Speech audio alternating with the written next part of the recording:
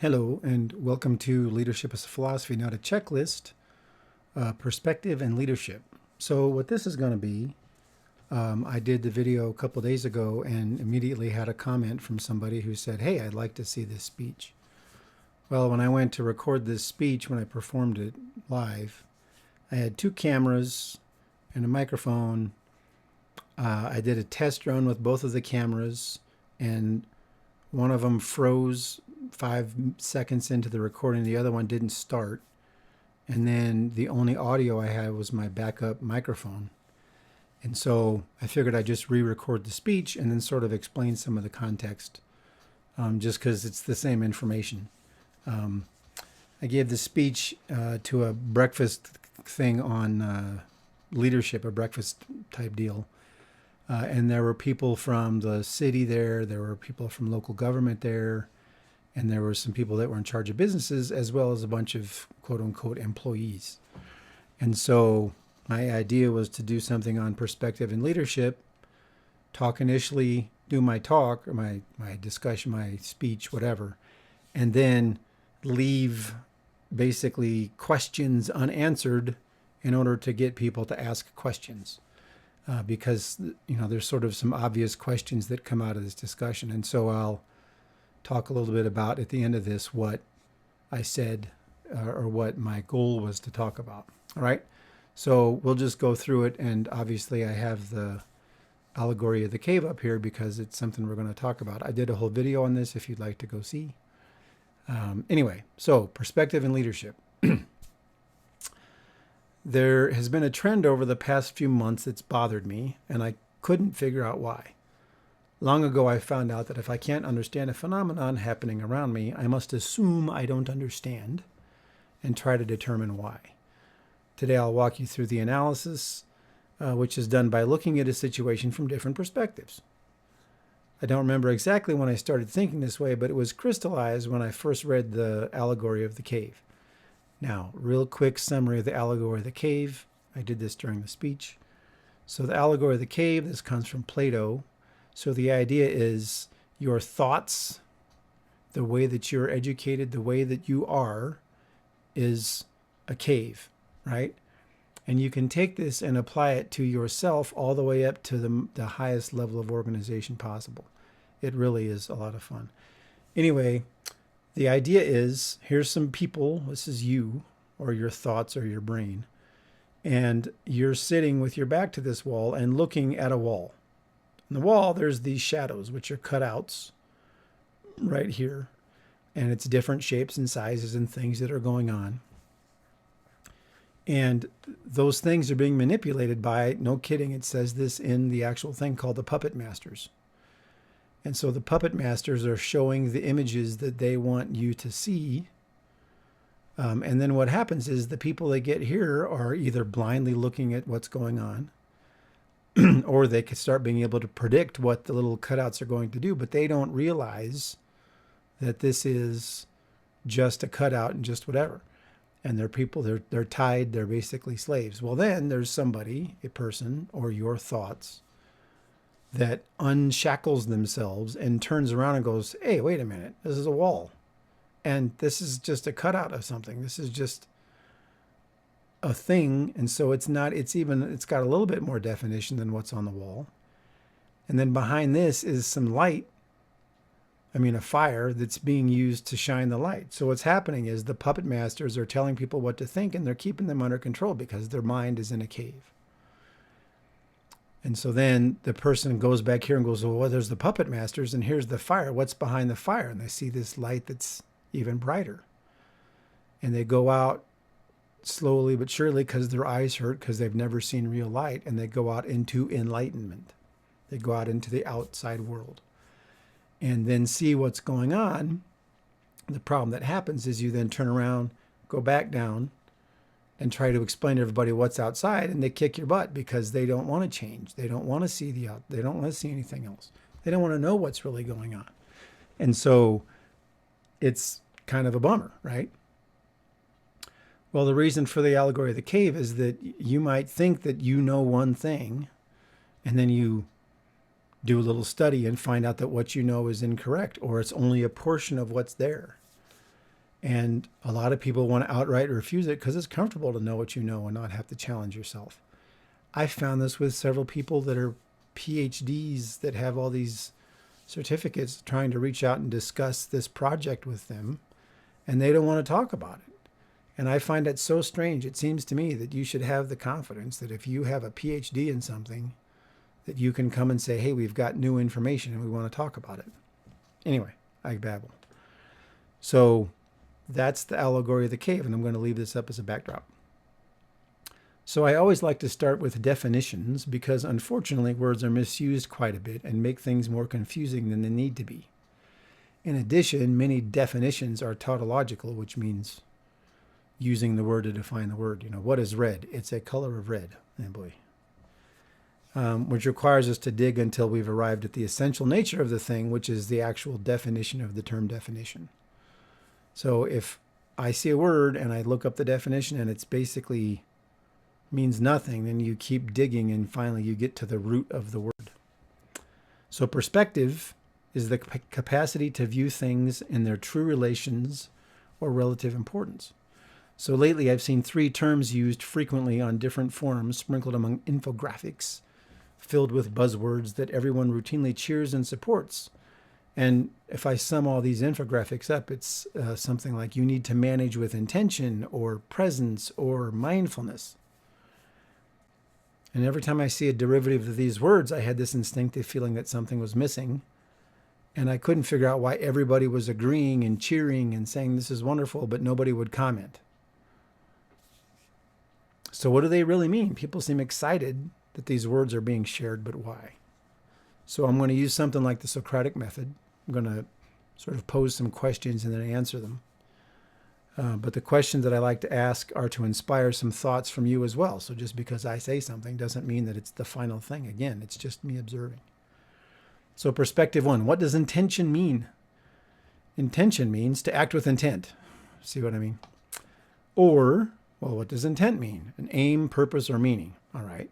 So if I use that definition, I can define myself as a successful manager. We're not even saying the word leader.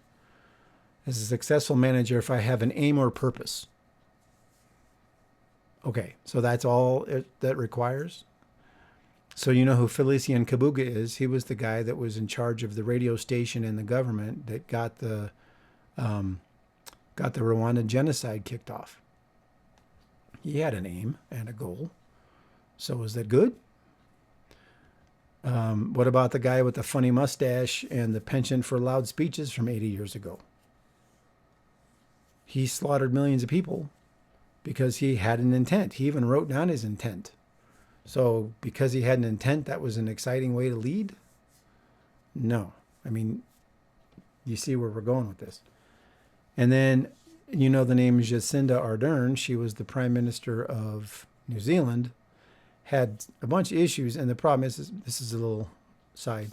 During the time I was writing this speech, she was kind of all over in the news about all these wacky decisions she was making. Well, trying to go find this just to give some examples of some of the decisions. And basically, it's all been memory hold. It says, oh, there was some difficult times during COVID, but you can't find out what it was. So maybe we'll leave her out. But she had an aim, and then evidence and systems and processes changed, and she didn't change. So she caused a bunch more harm than good, even though I think she was trying to do the right thing. So perspective number 2, what does presence mean? The fact of condition or being present. I mean, these are dictionary definitions. All right, what does present mean? Being in view or on hand. So again, I just have to be in view or on hand, and then I'm a good manager. Well, maybe. So do you know who Major General Dawn Dunlop is? So she's an Air Force officer, and she got relieved for demeaning her subordinates, for making them do a bunch of personal services for her, and basically belittling people and threatening their careers. So she was on hand and available.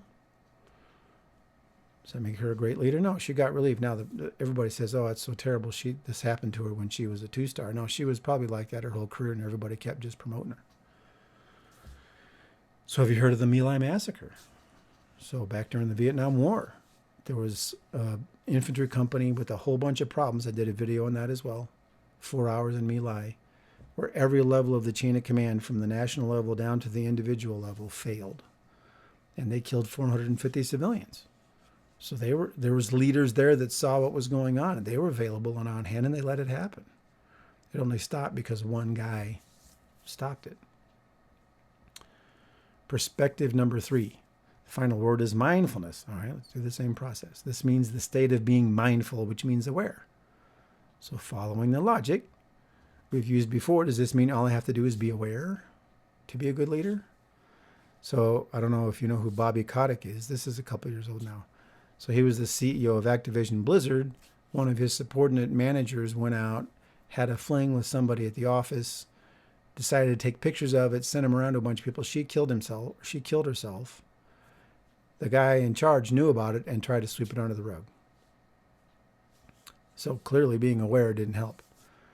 Everybody knows about the Chernobyl disaster. So the Chernobyl nuclear power plant melted down. There had been a similar RBMK reactor that had the similar issues a couple of years before, and they didn't want to talk about it because they didn't want to say that there was any problems to be discussed. So then the disaster happens because nobody was aware, even though people were aware. Not a lot of people have heard about the most recent cheating scandal at West Point, where about 70 students cheated, and they were all allowed to stay except for an honorable few that resigned. Well, the chain of command was aware, and they let it happen. So clearly, just being aware and just being available and on hand and just having a goal is not sufficient to be a leader. So this is where we get to the root of the problem.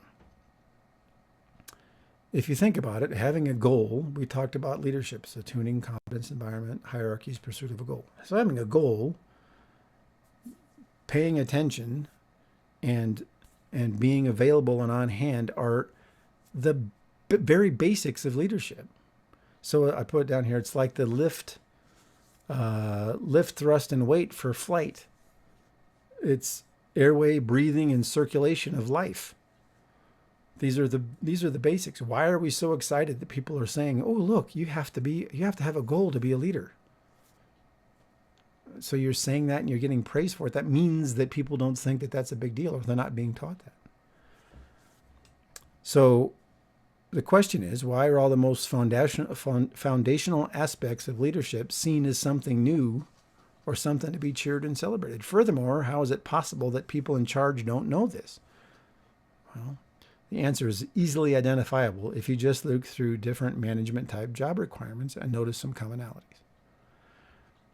So I compiled several job listings for leadership development trainer and found that they want someone with training experience in large organizations, the ability to communicate, project management expertise, and for education, they want an MBA, master's degree, or human resources certification, as well as all these other teaching certifications. Well, what's missing from this list? I think I looked at 10 different things. I didn't have leadership experience. So you want somebody to develop your leadership training program that has never led. So how the heck do we expect somebody to create that if they don't have any experience, or they don't even know what it's like? They just have all these pieces of paper. So it gets even sillier when you look at job requirements for program manager. I looked at the couple for the Department of Defense. They want someone who can lead a team, hire and fire, interface with the client, meet the organization's financial goals, oversee culture and employee well-being, coach and mentor different types of employees, along with many people-focused tasks. This is great. Sounds like a leadership job. But then you go look at the paperwork requirements. They want an MBA, program management, professional certification, Lean Six Sigma, black belt, ISO standards, all these different systems management things. But they don't look for leadership experience. They don't want any experience leading a team. So the contrast there is even more stark, because you're saying you want somebody who's good at people, but you want certifications saying they can do numbers and processes. So I also find it interesting, and this, of course, is going to make a lot of people mad. I find it curious that people equate an MBA with leadership. If you look at the curriculum for many MBA programs, they have one, rarely two, courses during the entire period of instruction that are about leadership or even about people. Nothing about human interaction, nothing about philosophy, psychology, or anything else that's people-centric. Even more interesting is the fact that most of the faculty, especially in prestigious programs, have never actually been in any sort of leadership position. They've just been faculty their whole life. I think I may have told this story before. I did a video once, and I was reviewing a thing where there was I'm not going to say who, the dean of the business school was talking about how excited they were to have somebody come and give a talk because he had never actually had any leadership experience. Now, he said this in front of the whole class, and everybody just was like, oh, hey, this is so great. It seems to me that if you're going to teach leadership, you should have done it, because it's the one thing that you have to have done. Anyway, so they spend all their time on academic stuff and on boards and papers. All right, so let's close out the analysis. Leadership development programs are put together and implemented by people with little leadership ability or education. Leadership positions that are correctly identify people-centered requirements use system and process certificates to select the people they hire. MBA programs, often identified with leadership, have one course that involves leadership, usually taught by an academician or someone with no real experience. So now, what's the logical conclusion to all these facts? Well, let's return to the allegory of the cave. So I did this. So let's say the prisoners in the cave are the people we've put in charge of organizations.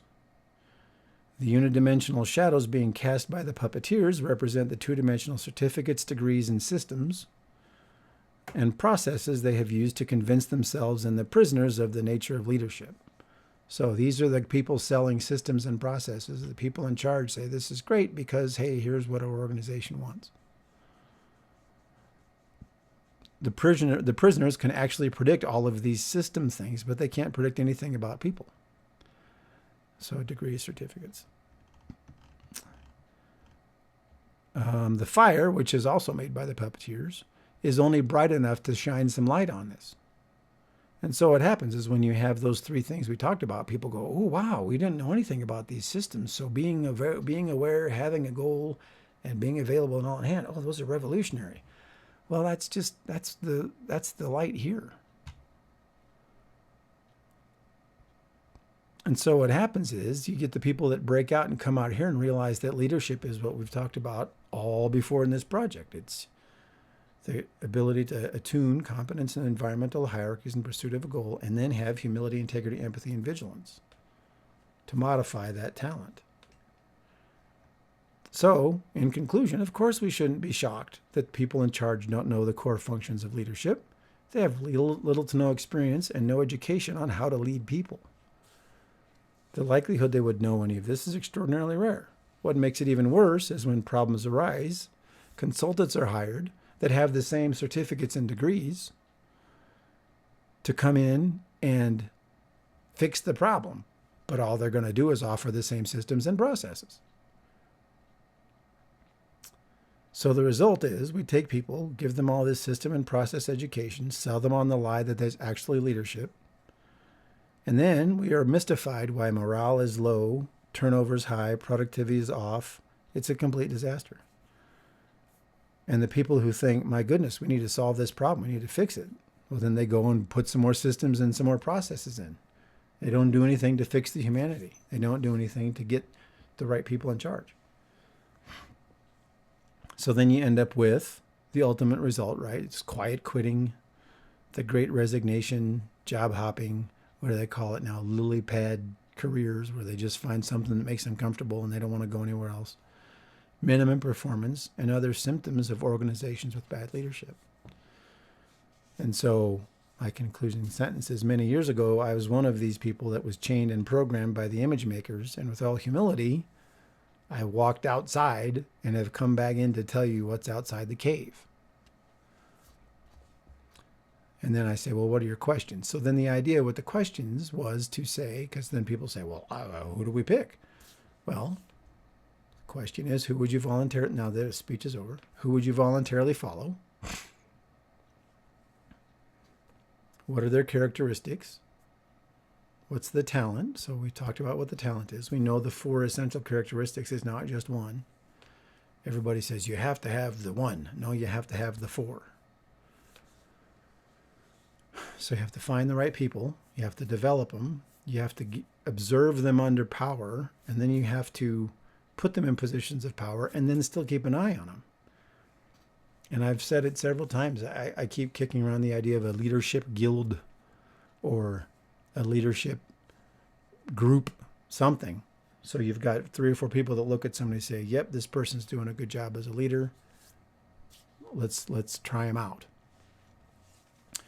So that was the essential part of the speech. And then the questions were all going through all the stuff we've discussed before this, if you've watched the channel. And so that was it.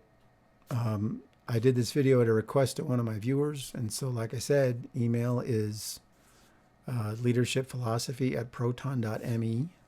And if you've got questions, comments, something you'd like discussed, fire it off and I'll figure out how to work it into what I'm doing. So that's all that I have. Thank you so much for your time. Hope you have a great day.